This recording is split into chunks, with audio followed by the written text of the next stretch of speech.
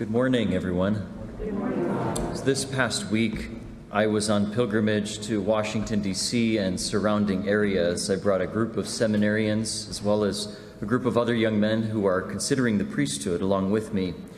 We visited many historical and holy sites near our nation's capital. So we had Mass at the tomb of St. Elizabeth Ann Seton, the first American-born saint. We visited America's first cathedral in Baltimore, built by the same man who designed the U.S. Capitol building. And we had Mass at the largest church in North America, the Shrine of the Immaculate Conception. But we didn't just visit churches, we came to learn more about those who were challenged to lay down their lives at the service of our nation and others. We paid tribute to all the men and women who lost their lives in the Korean and Vietnam Wars.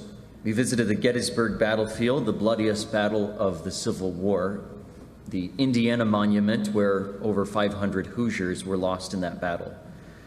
And perhaps most moving, we got to pray a rosary at Chaplain's Hill at Arlington National Cemetery, where all the priests who made the ultimate sacrifice serving our country are commemorated. And so when I read today's gospel reading, this experience from the last week takes on an even deeper meaning. As we hear these words from Jesus, you must be prepared, for at an unknown hour you do not expect the Son of Man will come. Be prepared. What do those words mean to you? When I was a teenager, I spent many years going through Boy Scouts and ultimately was able to achieve the Eagle Scout rank after many years of preparation. Be prepared is the Scout motto. It's the epitome of what the ideal Scout should be. Be prepared for what, you might say? Well, be prepared to show your honor, your character, your virtue, your leadership, your responsibility at any time that will be demanded of you. Because you don't know when you will be challenged to demonstrate your honor to your fellow countrymen or to God himself. We might say that when Jesus says, be prepared today, he may be talking about be ready for those opportunities in your daily life to love God and your neighbor, and that is true. But he's also saying be vigilant, because you do not know when your life might be demanded of you, when you will be challenged to give an account of your life and what you have done with it. So visiting these memorials in our nation's capital helped to keep these words fresh and alive in my own mind. That when you're called to make a personal sacrifice, whether it's as small as giving your time or your resources, or whether it's the great sacrifice of laying down your life, the question is, will you be ready, or will you be caught off guard? And so when I hear these words, be prepared, the thought that goes through my mind is, I never want to have to say, I woulda, coulda, shoulda. Because ideally, I've been being the authentic person that God has created me to be. As we were in Washington, D.C., we went and visited all these places, and they all had a big impact on us. But perhaps the experience that resonated most significantly with me was not an American hero. It wasn't someone in the military, nor was it a single person. I want to focus today on a family, an entire family who stayed vigilant and gave their lives on behalf of others. We visited the St. John Paul II National Shrine in Washington, D.C., which is dedicated to our first Pope from Poland. We came to learn there about this man who got to experience firsthand the horrors of World War II and the atrocities of the Nazi regime, the impact it had on the Jewish people, but also the impact that it had on the Catholics of Poland. One of the darkest times of human history, some very ordinary people did some very extraordinary and heroic things. One of those figures is the Ulma family from Poland. So Joseph and Victoria Ulma were a young couple in the town of Markowa, small town in Poland. They had 6 children, and number 7 was on the way. Joseph ran a farm where he cultivated fruits and vegetables, and he was a beekeeper. Victoria stayed at home and took care of the children. Joseph was an amateur photographer, and Victoria was active in a local theater group, so they were pretty well known in their community. And to show you the faith of this family, when Victoria would have complications before and following childbirth, Joseph would lead all the children in the evening when he was finished with work, drop to their knees, and pray together for the health of their mother and their own well-being. But when World War II broke out and the Nazi regime started persecuting the Jews, the Ulmas took into their home a number of their Jewish neighbors. They built some additions on their house to make some intricate hideouts where they could hide these friends. Then a Nazi law was passed that forbade anyone from hiding Jews in their homes and even required you to notify the authorities of their whereabouts. So Joseph and Victoria were faced with a dilemma: either stop what they're doing or put their own lives at risk. They decided to protect their Jewish friends. And even though they lived far away from the big cities, where more of the rounding up was being done, they still had to live in constant vigilance that they would be found out. And they were found out eventually. So on March 24th, 1944, German policemen arrived in the town of Markova at the Ulma's door with the orders to eliminate all Jews and those who were harboring them. So they rounded up all the Jews who were hiding in their house and executed them first. And then next was Joseph and Victoria, as their 6 small children had to watch. And then they even put to death each one of their children.